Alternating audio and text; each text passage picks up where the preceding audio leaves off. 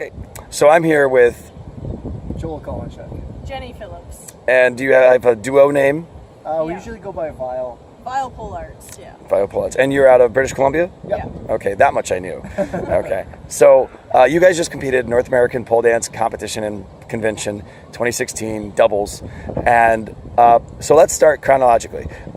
How much preparation did you put into this routine? Quite a bit. I mean, we did like a fire festival, Canada Day celebration 2 weeks ago. That we did the same number except for just with not all the hardest stuff. We hadn't quite figured it all out yet.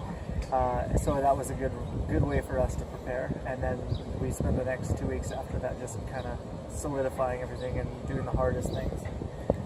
And then we probably got through our thing maybe twice before we actually came. Times, yeah, before we flew So we here. were pretty nervous. Yeah. Okay, so Joel, what's your background before pole? I have been doing martial arts since I was like 7. Like Krav Maga, any kind of type? Lots of different stuff. I did a little bit of capoeira, a lot of taekwondo, mostly Korean mixtures of martial arts. I actually instruct Tupa Musul. I'm one of the 3rd highest ranked in Canada right now, which is cool because it's a newer martial art to Canada. So Okay. kind of fun. And how about you? What's your background before pole? Horseback riding and acting. So not a lot of dance or gymnastics at all. Were you doing any kind of vaulting or just Just on my own, but never like on a team or professionally, no. Okay, so you both had a history of learning how not to hurt yourself when you fall, and that really helped in the learning process of pole. She But then, actually bought a pole, put it up in the living room, and that's kind of how I got started in the first place. Was it was just kind of there. oh, you two are officially together? Yes, We are, yes. Okay, married, boyfriend, girlfriend, engaged. Engaged. Actually. engaged. Well, congratulations. When's the wedding? Well, not this winter, but next winter. Yeah. Okay, are you going to have aerialists performing at the reception? I don't know. It's Possibly. going to be kind of if we do winter, it'll be cold, so maybe we can have them in like heated boxes. As a tip, if you have a fire performer, don't release the doves. Oh yeah, Right. yeah. We do. I actually do a lot of. We do during our Canada Day show. I do the fire performing a lot of times for our stuff. So. So after you both discovered pole, or you each discovered pole, did you branch out into other types of aerial? I saw that you did a lot of acro, obviously, doubles acro. Did you also dabble in any other aerialist arts? Well, Yeah. me personally, I've always, well, like they said in our little bio, I think I've done a lot of. I love Cirque du Soleil. I love watching Cirque. Cirque is one of my biggest inspirations. Something that I actually tried out for was the Montreal National Circus School because I love everything they do. But so we've both kind of had that love of that kind of thing. But Jenny actually just recently has started to teach Lyra. Hoop, pole, and silks. Yeah, so I'm working on all of them. Wonderful. And you get a little bit more creative influence when you branch out to other ones and bring it back to pole. Yeah. Absolutely. Your routine was, in my opinion, one of, if not the most jaw-dropping with a lot of your moves. They were quite unique. You capitalized on his size and strength, and that was brilliant. That was the right way to go with that routine. My friends and I were various versions of what? Kind of what we go for. What? Yeah. What? We always start by sort of trying to figure out what we can do that no one's ever seen before. Because I You feel have like- achieved this. Yeah, it's the only way I feel like. Well, and talking to some of the other teams, they do the same thing. It's like, what can we do that no one's seen before, so that when we come up, they'll remember, what you did in the end, right? And that's always kind of the feeling we like to leave with. If somebody comes up and says, "I've never seen anything like that," we're like, perfect. That's exactly what we were going for. I've never seen someone your size do a one-handed cartwheel. I've never seen someone stand on a chest and then get lifted up and shoulder mount with her on your chest. That was a brilliant capitalization of your size and strength and her petiteness. Okay, so right before your routine today, how were your nerves? Were you confident or were you like sweating bricks? I was pretty nervous. I think it's one of the least prepared dances we've had of everything we've done. So yeah, I was definitely pretty nervous. We've been focusing a lot. We've done a lot of shows recently, and Yeah. so we've been focusing a lot on making sure that on our troupe and our performers, and not so much on ourselves. yeah, we always want to make sure that they all Yeah. feel really confident and they get a good show, and then we realize, oh, we haven't done even a single run through, and it's 2 weeks away, and kind of stuff like that. So.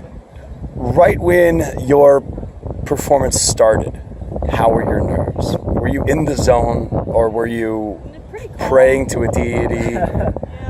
Well, it's a different feeling. Backstage, right before we were going on, there's a lot of shifting back and forth, and like just breathing and kind of not sure what's going to happen. Once the music hits, especially when you get the chance to sort of put on a character, you're not you anymore, so it doesn't matter what happens. You're kind of like, I feel like the moment the music comes on and you stand up, it's just you can draw on the fact that it's not you standing up there anymore, it's your character. So it doesn't matter how it goes. No, that's a good way to look at it. It takes some of the potential embarrassment away. One of the girls said before we went on, our stage mom, I think her name is Sandra, she said, "Where are you right now?" She said, "Oh, are you on a beach? Are you at a studio? Where are you?" And I'm thinking, I'm right here, right now. It's like, and I we do something that's kind of weird. You practice for months and months, and you get 4 minutes. You travel, like for us, we're from BC. So you flew, right? Long, yeah. Well, we oh, thank God. 2 different planes and a car, or about an hour and a half car drive just to get to the first plane, and all that travel time, and then you get 4 minutes, and that's your life, and then it's over. Yep. So quick. So for us, I mean, you can be nervous about it, or you can just accept it. Okay, so during the performance, your nerves were great. The audience and the judges don't know what you meant to do. We know only what we see you do. Did you feel that you nailed your routine the way you meant to do it? I think we did. Yeah, I think we did the best we could do for how prepared we were. Yeah. I felt shaky, in a couple of the positions. Nerves Not as bit, strong but as I feel like I could have been in some of the lifts and stuff. But. The adrenaline was working in different ways than it should have, huh? Yeah, well, sometimes the adrenaline is so much so that the things that you need stability for are shaky. Right, your accuracy dwindles as your pain, The gross motor skills come out on the final. Yep. As soon as you were done with your routine, did you feel instant relief, or was it still pressure waiting for the announcements? I know for myself, I was thinking back on everything we had sort of done, and I couldn't have been, for how prepared we were, I don't think I could have been more happy with how we did. It was. I don't remember doing about half of it, but I mean. As soon as you were finished, you felt relieved? Yeah, I was definitely relieved, but then I was thinking back and I was like, did I do that move? Like, I guess I did. We must have. The timing ended up right, It was over, and we're we both did still it. alive. We started on time and ended on time, so I guess I did. But yeah, definitely relief. So then the time between when you finished your routine and when you were called back upon stage for the award ceremony the first time, what did you do? Did you pig out? Did you throw up? Did you relax? Did you pass out? We went Just and kind of sat and watched the other performers. Yeah, went and sat a little ways away and kind of put some pants on for a second, and watched some of the other performers, and that was pretty much it. Just waited for everyone to be done. Watched a couple of the routines, cheering on the rest of them. Have you seen video of your own routine yet? No. A couple pictures. There's been lots of pictures up but no- already. I must admit that I don't have video of your routine. I was sitting in general audience, so it would not have been good quality. But I was kicking myself. The moment you guys did your first trick, I was like, why am I not up front recording this? Why? When you watched the other performers, did you get ideas? Tonight, I feel like watching the performers, I felt like, I hope the audience remembers us, but we're not placing. I meant like that's how I felt. I meant like creative ideas for like future. Yeah. Well, it's tough because I think every group that came up tonight was very different, and body-wise, a lot of them were very different. So for us, we try to play to the strength of the fact that I'm way bigger because we have to. But there's a lot of the other groups where you see, and they're the same size, and it's. You know that the things that are going to work for them aren't going to work for you specifically the exact same way. Yep. But there's definitely some inspiration to be had by watching a lot of them. Yeah. We even just backstage, we're all talking about the different tricks and stuff that everyone's doing and how it kind of affects them each time. No. what new bruises we get every day. Speaking of new, if you come up with new variations of or brand new moves altogether, what do you guys call it? Do you feel that you had any moves that you didn't know the name of and you're just like, let's call it fluffy bunny feet? We do that all the time. We just kind of pick a name so we know what we're talking about. Yeah, I think two of the things that we did we'd never tried before, never seen before, and one of the things was just a variation of a different move we'd done before, but we didn't really know what to call it. So Trevor? Did you call it Trevor? yeah, well, usually we try and pick a name that'll describe remind us of what it actually is. Because Right. the worst thing is, you say, especially when you're working on the choreo, and one of the people looks at you and says, "What are we doing right now?" And you're like, "Trevor." Yep. And then you're like, "What's Trevor?" "Oh yeah, well maybe, I don't know." Oh, it's the one where I end up with a foot in my face. Yeah. Okay. Yeah. Yeah, that one. There were a few of those in some of the doubles routines where I was just like, she almost just kicked that other person in the face. I don't know if yours was one of them. Backstage said she actually got kicked a little bit, but a lot of the times you move on without most people even noticing. Yep. Okay, so then you're called up on stage the first time. Everybody's like looking at each other. So much good sportsmanship. Everyone's like, I love you. You deserve to win. No, you deserve to win. I'm sure that's what was happening, right? Yeah. Okay, at that point, I am sitting up front, and I see all the smiling faces. And then they announce the placements. They announce third place. Okay, they announce second. And you're like, okay, all right. And then after they announce first, and they're like, okay, wait, hold on. Well, Were you thinking the worst? The moment they announced third, yeah, when we they were announced already like, third wow. as the two girls, we thought something was wrong. You would, in your opinion, excluding yourself, they were your favorites? Well, I think they deserved it. Yeah, we all kind of felt like they deserved to be at first. Yeah. And then we were all kind of thinking, well, if they're third, we're kind of, excuse my language, but fucked. Like, Right. We're not getting Yeah. in. But what's funny is everyone on stage is thinking that because everyone's like, oh, Yeah, okay. who's getting up? third. Yeah. We all unanimously agreed that duo over there was getting first, and now reality is no longer reality, Yeah, so so what's let's see what happens. Well, and that's kind of after they said you're first, we were just shocked. Yeah, and we're it's like, really? great. The Okay, first awesome. time. Yeah. Right. Yeah, the And then first when time, they said, oh, actually, I think there's a problem, we all kind of just went, yeah. Yeah, Yeah, they're probably. You're like, yeah, that makes sense. Yeah, Yeah. I mean, we're not going to argue with it because why? Like, we're pretty sure that it was. And then after the second time, it was kind of like, oh, okay, I guess there's another issue, and we'll put our stuff back. And at that point, we just had no idea what was going to happen. So did you go first and then second and then third as far as like We the did revisions? First, third, and First, then third, second. ended up That's right. Yeah. Yes. Yeah. See, I couldn't even keep it straight. Yeah. There's several people in the crowd that either as a hobby or as a technical obligation, they're supposed to give the results right away to the internets. And Joel is one of them. And so he almost hit send the first time, and then he stopped as soon as, yeah. And then I'm like, uh-oh.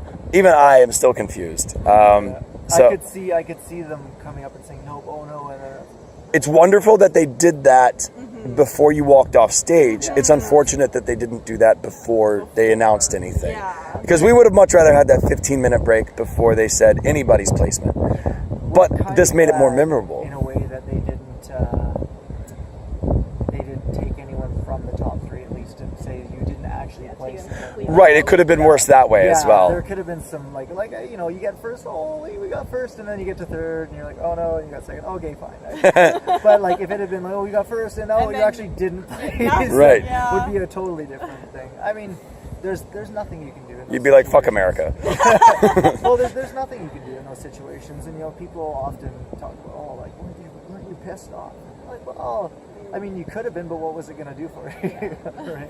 All that mattered to you is you nailed your routine, and the crowd fucking loved it. Yeah. If the judges made error or just didn't see the way that, then so be it. But thankfully, the gods were in your favor. You placed second ultimately. And I'm betting one score sheet making the difference means that the whole top four was a huge, tight fit. Yeah. Yeah, the funny thing is, I think there was more vying in the background for the crowd favorite. Yeah. There's a lot of people like, all I want, a crowd favorite. Crowd favorite with the leopard print. Yeah. Yeah, Christine, Little Snipper and Kim Bailarina. They have nicknames, they have real names, and I know them both, sort of, yeah. But yeah, they're out of Studio Tees, and they were just thrilled to get the crowd favorite. They loved. There was a lot of people, I just want crowd favorite. And, I mean, I think that's the thing too. A lot of the other divisions we watched, we were a little worried because the audience wasn't that big and they weren't that receptive. And tonight's audience was They were good, great. yeah. Doubles had the biggest audience, Really? in my opinion. Yeah. On, what was it, Friday Night Elite, it was not as big. Yeah, and not as receptive. Nobody was really into it. I felt like there was so much cheering and screaming for the doubles tonight that it, and like at the Well, that's end, because you guys blew our minds. and when at the end of the day, when you're a doubles performer, you kind of just hope that when you go home, nobody just forgets you offhand. They're like, oh, you remember that one group we saw like 2 months ago? They were crazy, and you're like, yeah, there you go. Like you got last. Who cares? As long as the group that watched you has that memory and has that feeling, like they witnessed something special. In your case, it was the. What was your theme with the paint on the face? Were you statues? Were you undead? Well, we were just going for a real minimalist way. You know, like the whole song is very can't hear, can't see, can't speak. So we didn't want a lot of like flashiness. We wanted very nothing. We wanted our bodies to say the story. You know, so. No, you achieved that. I, for descriptive reasons, and because I couldn't really remember your names, and maybe the people I was talking to didn't know your names, I referred to your duo as the Herculean one. Yeah, this is Joel. So yeah, we were just talking about how the when they were on stage and the. You guys everybody handled it really well. Yeah. When they played the music and everybody started dancing, I was just overjoyed. Everyone was such a good sport. Well, they started doing the Zumba, and I'm like, I don't know this. Right? Yeah, there were a few people that didn't. Yeah, even I didn't know it. I'm running to take a shower. I'm going to be around. Okay. Hang on. Okay. So then, after it was finally okay, we got second. That's final or whatever. Completely relieved. Yeah. Definitely. I mean, it was kind of like, I don't know. I think I was already just relieved, no matter what at that point. Like, the third time that they're handed it out, it was like, I'm not even sure. Whatever happens, happens, and I'm just gonna be glad to, have been here, kind of thing. But having second is definitely. Well, we were talking about. She said to me as we were leaving the room, like, "Oh, does this make up for all the kind of crazy times rehearsing and yelling and screaming at each other every now and again?" Like, yeah, definitely. You're like, "Fuck you, Trevor." Yeah. Can't nail it. We're not including Trevor in the routine. We have to if we want to win. Yeah. Yeah. Yeah. Every group, they put their lives on the line in certain cases with some of the tricks. There were some really dangerous ones. And sometimes you don't really realize it. I know that the judges, especially the ones who have done some of this stuff before, they kind of see it a little more and they understand. But some of the people just watching don't really understand how hard or how dangerous certain moves are comparatively. And it's. To finish it and to do it well and for nobody to get hurt and especially for the whole competition, no one really having any of those issues, it's just an amazing experience all over. The group of friends that I have at this event that sat near me throughout the event, but especially tonight during your division, we all have a deep understanding of physics and the anatomy and kinesiology, whatever, and we were so mind blown because we understood how difficult, risky, and just basically dangerous this stuff is. So yeah, you're right. The audience members that understand that were the ones that were much more blown away. The other ones were like, "Oh, that's pretty," without being able to appreciate the danger and the effort and the pain that goes along in some of that stuff, like supporting her whole weight on your neck. Well, you change up your the type of choreography you do too, right? When we do just shows for the general public, there's a lot of things we do that are kind of cutesy that get a lot of applause. But when we're doing stuff for judges who know about pole dancing, it's a totally different thing.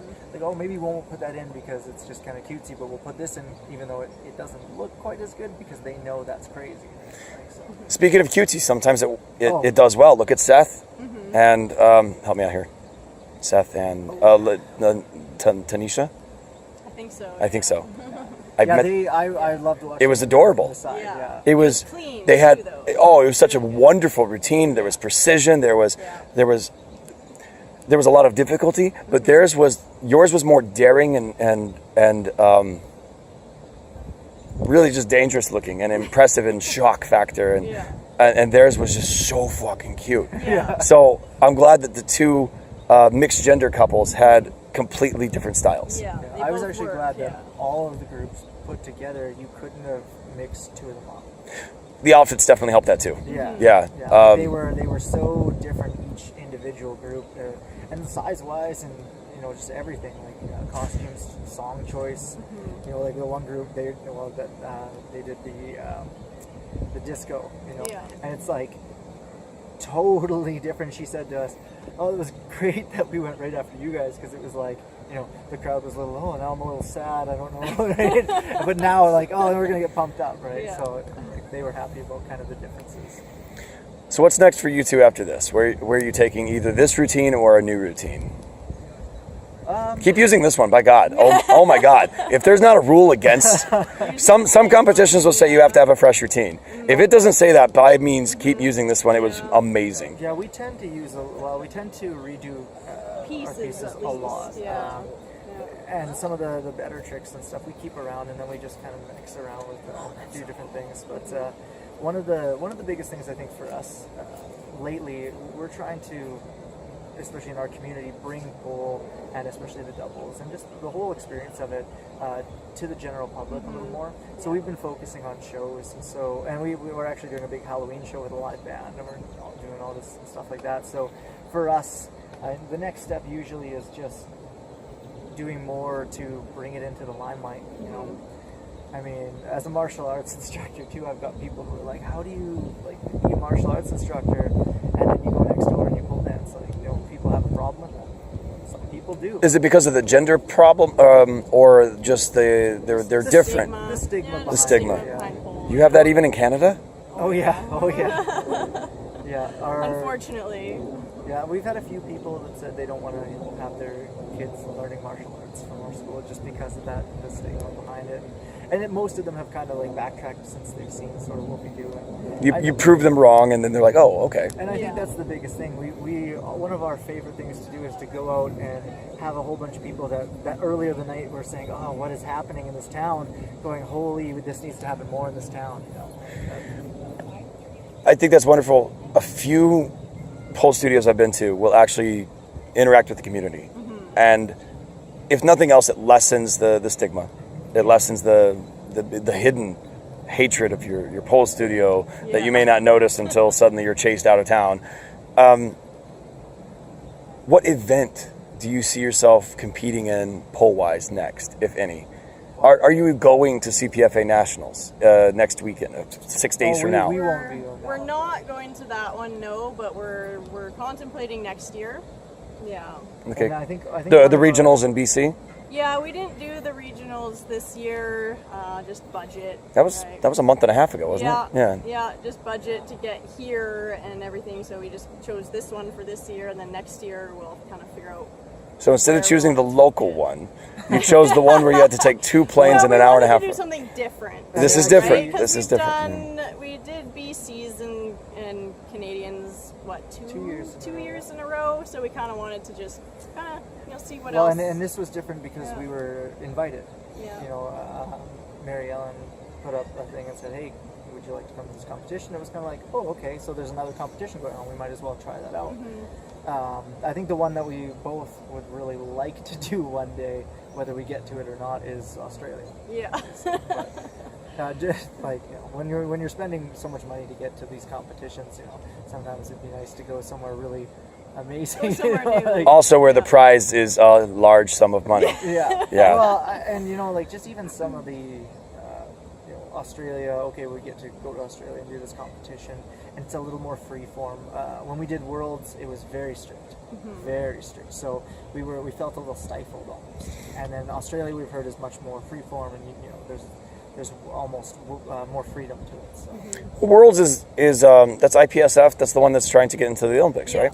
Yeah. Well, of course they're going to be much more strict and and much more technical. I've taught gymnastics and stuff like that, and I know some of the codes and points for them, and they are very, very similar the way they're trying to follow it, and it makes sense because you have to have it regulated, everything. But it was so regulated to a point where it was difficult. Everyone has to be the same because they have to be doing the same tricks, so we can tell who's doing it better. But be different, be creative. Right? Facial expression is your only creative freedom. Yeah. Right. Yeah. Very glad we did Worlds, but I don't know. We're a little more free We like the creative. circle. Yeah, They're we probably like thinking, that. oh my God, they're still doing that. I mean, it's only 24 and a half minutes in. Yeah, well, we're Yeah. Canadians. We like to talk, I guess. I think I'm an honorary Canadian. I've been playing hockey since I was 10. There you And go. I apologize for everything. Well, yeah, officially, I guess, welcome to Canada. Yeah. Oh, when I was in Toronto, I'm like, my home. Yeah. Yeah. Well, thank you very much for the interview. It's lovely talking to you, and I can't wait to see you guys next on YouTube because I don't travel that far. Right. Yeah, Thank you. you're welcome.